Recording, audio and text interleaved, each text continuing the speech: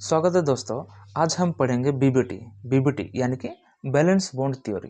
Valence bond theory पढ़ाने से पहले मैं आपको कुछ कॉन्सेप्ट समझाना चाहूँगा, जैसे कि व्हाट आर ऑर्बिटल्स। ऑर्बिटल्स क्या होते हैं?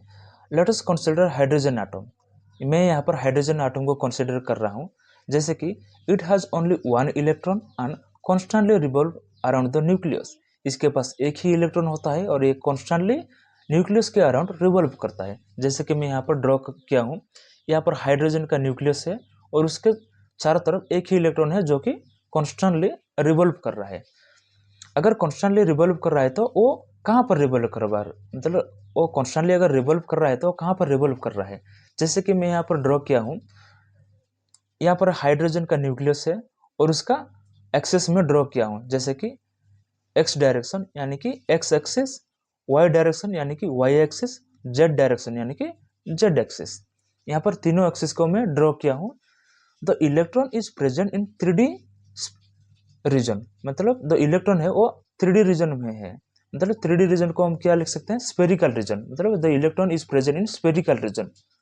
अगर मैं बोलूंगा तो ऑर्बिटल्स क्या होता है? ऑर्बिटल्स ये है the 3D region where we can spot the electron around the nucleus are called orbitals. मतलब जो 3D रीजन है जहां पर हम इलेक्ट्रॉन को स्पॉट कर सकते हैं अराउंड, कहाँ, किसके अराउंड? न्यूक्लियस के अराउंड, तो उससे ऑर्बिटल्स कहते हैं। और क्या कह सकते हो? और कह सकते हैं कि the three dimension region around the nucleus where probability of finding an electron is maximum. यानी कि द 3 डायमेंशन रीजन जो है किसके अराउंड? न्यूक्लियस के अराउंड, जहां पर जो इलेक्ट्रॉन का फाइंडिंग करना प्रोबेबिलिटी कितना होता है? वो मैक्सिमम होता है। उसको हम ऑर्बिटल्स कह सकते हैं। यहाँ पर मैं तीनों तरह का ऑर्बिटल को ड्रॉ किया हूँ। जैसे कि एस ऑर्बिटल कैसे होता है? वो स्पेरिकल शेप होता है। स्पेरिकल शेप होता है और ये पर क्या होता है? ये सिमेट्रिक अराउंड न्यूक्लियस में, न्यूक्लियस के अराउंड जो क्या होता है वो सिमेट्रिक होता है। इसके बाद क्या होता है कि पी ऑर्बिटल्स क्या होता है? ये डबल, मतलब डम्बल शेप होता है। यहाँ इसको हम लोब कहते हैं। मतलब यहाँ पर दो लोब है, इसलिए क्या कहते हैं? Two lobes on opposite side of nucleus. यहाँ पर न्यूक्लियस है और ऑपोजिट साइड दो लोब्स है। उसके बाद डी ऑर्बिटल्स मतलब क्या कहते हैं? इसको डबल डम्बल्स कहते हैं। डबल डम्बल्स मतलब यहाँ पर एक हो गया, दो, तीन, चार, मतलब फोर फोर लोब्स हो गया। यहाँ पर फोर लोब्स हो गया और इसको क्या कहते हैं कि डबल डम्बल्स है, या फिर इसको क्लोवर कह सकते हैं। Let us consider two hydrogen atom. यहाँ पर मैं कंसिडर कर रहा हूँ किससे? दो हाइड्रोजन एटम से। जैसे कि यहाँ पर एक हाइड्रोजन एटम है और यहाँ पर एक हाइड्रोजन एटम है। दोनों हाइड्रोजन एटम मिलाकर हाइड्रोजन मोलिक्यूल बनाते हैं, जो कि यहाँ पर मैं ड्राइंग किया हूँ। बेसिकली जो बीबीटी थ्योरी है वो क्या बताता है? हाउ द ऑर्बिटल्स कॉम्बाइन, मतलब जो ऑर्बिटल्स है वो कैसे कॉम्बाइन करते हैं। उसके बाद उनका जो मोलिक्यूल्स कैसा होता है, शेप ऑफ मोलिक्यूल्स कैसा होता है। उसके बाद बॉन्ड लेंथ कैसे होता है उसको मतलब डिसाइड करते हैं। और बॉन्ड एनर्जी क्या होता है उसको वो एक्सप्लेन करता है। बीबीटी थ्योरी है वो क्या एक्सप्लेन करता है? It only explain covalent bond, not ionic bond. मतलब ये सिर्फ कोवैलेंट बॉन्ड ही एक्सप्लेन करता है, आयोनिक बॉन्ड एक्सप्लेन नहीं करता है।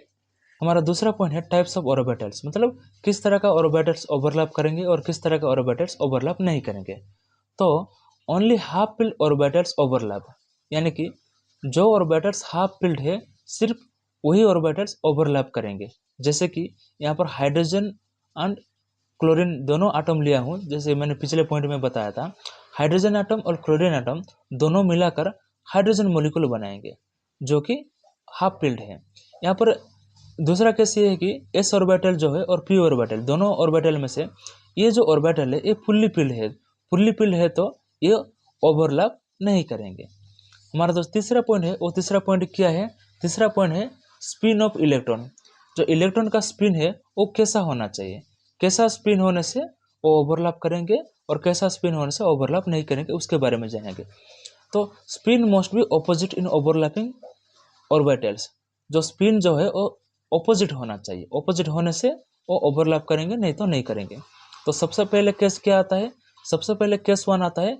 यहाँ पर जो 2p ऑर्बिटल्स है और यहाँ पर 1s ऑर्बिटल्स है, ये इसका यहाँ पर देख सकते हैं जो इलेक्ट्रॉन है वो ऑपोजिट स्पिन पर है। ऑपोजिट स्पिन पर है तो ये ओवरलैप करेंगे। और केस 2 क्या है कि केस 2 यहाँ पर जो इलेक्ट्रॉन है वो सेम स्पिन पर है, सेम स्पिन है तो यहाँ पर ओवरलैप नहीं करेंगे। और केस 3 क्या है, यहाँ पर सेम स्पिन है और फुल्ली फिल्ड है यहाँ पर, तो ये भी ओवरलैप नहीं करेंगे। ओवरलैप कब करेंगे, जब ऑपोजिट स्पिन हो तो तब ओवरलैप करेंगे। हमारा चौथा पॉइंट है आइडेंटिटी ऑफ ऑर्बिटल्स, ऑर्बिटल्स की आइडेंटिटी। ये क्या होता है, orbitals retain their identity after overlapping, मतलब जो ऑर्बिटल्स है ओवरलैपिंग करने के बाद उनका जो आइडेंटिटी हो वो रिटेन करेंगे। जैसे कि यहाँ पर देख सकते हैं हाइड्रोजन जो है वो स्पेरिकल शेप होता है और क्लोरीन जो है वो डम्बल शेप होता है। ये दोनों मिक्स होकर HCl मॉलिक्यूल बनाए, और HCl मॉलिक्यूल बनाए तो उनका शेप क्या क्या था, मतलब ये था बिफोर, मतलब ये कंबाइन होने से पहले ये बिफोर कैसे कैसे कौन से शेप में थे। ये हाइड्रोजन जो था वो स्पेरिकल शेप था और क्लोरीन जो था वो डम्बल शेप था।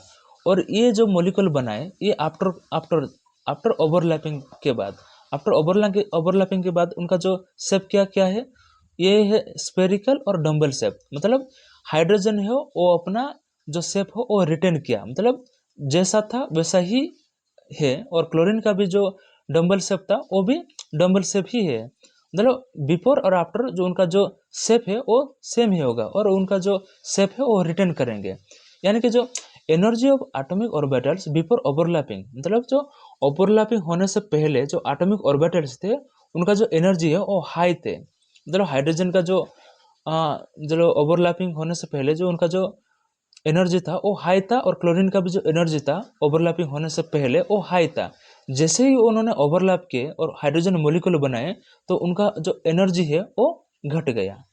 हमारा अगला पॉइंट है, हमारा फिफ्थ पॉइंट है number of bonds. Number of bonds मतलब क्या होता है, नंबर ऑफ बॉन्ड्स मतलब number of unpaired electron is directly proportional to number of bonds. मतलब जितने नंबर ऑफ अनपेयर्ड इलेक्ट्रॉन होंगे उतने नंबर ही बॉन्ड फॉर्मेशन होगा। जैसे कि अगर एक अनपेयर्ड इलेक्ट्रॉन है तो एक ही बॉन्ड फॉर्मेशन होगा, दो अनपेयर्ड इलेक्ट्रॉन है तो दो फॉर्मेशन होगा, अगर तीन होगा तो तीन बॉन्ड होगा, और चार अनपेयर्ड इलेक्ट्रॉन होगा तो चार बॉन्ड फॉर्मेशन होगा। जैसे कि मैं यहाँ पर कंसिडर कर रहा हूँ नाइट्रोजन। नाइट्रोजन के पास तीन अनपेयर्ड इलेक्ट्रॉन है, यहाँ पर एक अनपेयर्ड इलेक्ट्रॉन है, यहाँ पर एक अनपेयर्ड इलेक्ट्रॉन है, और यहाँ पर एक अनपेयर्ड इलेक्ट्रॉन। इस अनपेयर्ड इलेक्ट्रॉन के साथ हाइड्रोजन आकर चिपक गए, हाइड्रोजन आकर चिपक कर यहाँ पर क्या फॉर्मेशन किए, NH3 मॉलिक्यूल फॉर्मेशन किए जो कि एमोनिया होता है। यहाँ पर अगर मैं स्ट्रक्चर को ड्रॉ करूंगा तो आप देख सकते हैं कुछ इस तरह का होता है। हाइड्रोजन मतलब नाइट्रोजन बीच में होगा और यहाँ पर तीन हाइड्रोजन साइड में चिपक गए होंगे, और ये फॉर्मेशन क्या होता है, ये NH3 फॉर्मेशन करते हैं। नाइट्रोजन के बाद 3 अनपेयर्ड इलेक्ट्रॉन है तो नाइट्रोजन फॉर्म 3 कोवैलेंट बॉन्ड। इसके बाद 3 अनपेयर्ड इलेक्ट्रॉन है तो ये 3 कोवैलेंट बॉन्ड फॉर्मेशन करेगा। सिक्स्थ पॉइंट है इंटेंसिटी ऑफ ओवरलैपिंग। ओवरलैपिंग का इंटेंसिटी क्या होना चाहिए, overlapping should takes place at optimum position, मतलब पर्टिकुलर पोजीशन तक ही ओवरलैपिंग होना चाहिए। जैसे कि मैं यहाँ पर केस 1 कंसिडर करूंगा तो देख सकते हैं यहाँ पर A न्यूक्लियाई है, यहाँ पर B न्यूक्लियाई है, ये दोनों ओवरलैप किए। ओवरलैप करने के बाद यहाँ पर देख सकते हैं A न्यूक्लियाई और B न्यूक्लियाई के बीच एक पर्टिकुलर डिस्टेंस है, और डिस्टेंस है तो उनके बीच जो रिपल्सन है वो कम है। मतलब तो atomic orbitals are overlap in such a way that the repulsion between two nuclei is minimum. इनके बीच जो दो न्यूक्लियाई के बीच जो रिपल्सन है वो मिनिमम है, अगर मिनिमम होगा तो ये ओवरलैप करेंगे।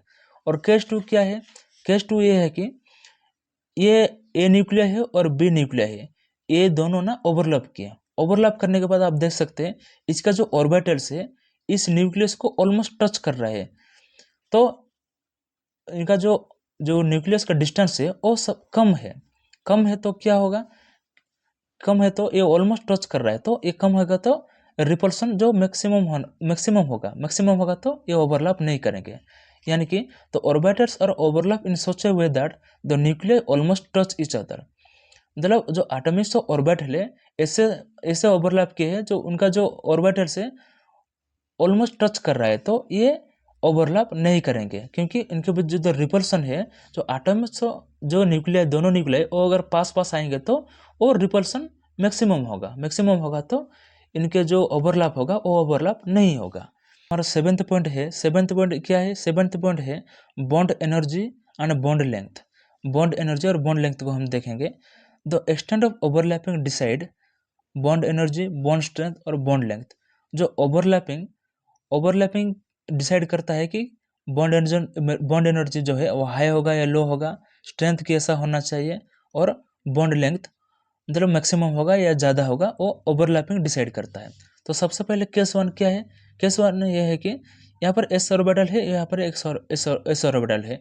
ये जो ओवरलैपिंग हो रही है वो मतलब साइड टू साइड ओवरलैपिंग हो रहा है। साइड टू साइड ओवरलैपिंग हो रहा है तो क्या होगा?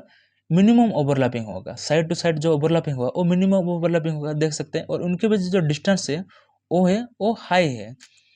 अच्छा, साइड टू साइड ओवरलैपिंग होगा तो उनके बीच जो बॉन्ड एनर्जी है वो बॉन्ड एनर्जी कम होगा। साइड टू साइड एनर्जी हो रहा तो क्या होगा? बॉन्ड एनर्जी कम होगा। और उनके बीच अगर मिनिमम ओवरलैपिंग हो रहा है, यहाँ पर देख सकते हैं, यहाँ पर मिनिमम ओवरलैपिंग हो रहा है तो बॉन्ड लेंथ क्या हो रहा है? वो हाई हो रहा है। जैसे कि यहाँ पर देख सकते हैं, इनके बीच और इनके बीच जो बॉन्ड लेंथ है वो हाई हो रहा है। यहाँ पर केस 2 देख सकते हैं। केस 2 क्या हो रहा है? ये भी एक एस ऑर्बिटल है, ये भी एक एस ऑर्बिटल है। ये जो ओवरलैपिंग हो रहा है वो मैक्सिमम ओवरलैपिंग हो रहा है। क्यों? क्योंकि ये हेड टू हेड ओवरलैपिंग हो रहा है। हेड टू हेड जैसे ही ओवरलैप हो रहा है तो उनके बीच जो डिस्टेंस देख सकते हैं वो मिनिमम हो रहा है। जैसे देख सकते हैं जो बॉन्ड लेंथ है वो मिनिमम हो रहा है। मिनिमम हो रहा है तो क्या होगा? जो हाई बॉन्ड एनर्जी फॉर्मेशन होगा। बॉन्ड लेंथ जो कम होगा तो जो बॉन्ड एनर्जी फॉर्मेशन होगा वो हाई होगा, क्योंकि लेंथ कम हो रहा है तो एनर्जी जो बॉन्ड फॉर्मेशन होगा वो ज़्यादा हो रहा है। लेकिन यहाँ पर क्या हो रहा है? यहाँ पर जो लेंथ है वो ज़्यादा हो रहा है। ज़्यादा हो रहा है तो क्या हो रहा है? जो बॉन्ड एनर्जी वो कम फॉर्मेशन आ रहा है। एनर्जी बॉन्ड जो बॉन्ड ऑफ मतलब स्मॉल बॉन्ड एनर्जी फॉर्मेशन हो रहा है। यहाँ पर अगला पॉइंट आता है सिग्मा एंड पाई बॉन्ड। मतलब सिग्मा बॉन्ड फॉर्मेशन होगा या फिर पाई बॉन्ड फॉर्मेशन होगा, वो ओवरलैपिंग डिसाइड करता है। 2 टाइप्स ऑफ ओवरलैपिंग होता है। वो क्या क्या होता है? वो होता है एक्सियल ओवरलैपिंग और उस दूसरा होता है पैरेलल ओवरलैपिंग। एक्सियल ओवरलैपिंग क्या होता है? वो एक्सियल ओवरलैपिंग होता है जो कि हेड टू हेड, जैसे कि मैं यहाँ पर केस 2 में बताया था, ये हेड टू हेड ओवरलैपिंग होता है। Head to head overlapping formation मतलब ओवरलैपिंग होता है तो क्या बॉन्ड फॉर्मेशन होता है? वो फॉर्म होता है सिग्मा बॉन्ड फॉर्म होता है। और सिग्मा बॉन्ड कैसे होता है? वो सिग्मा बॉन्ड होता है वो हाई एनर्जी होता है।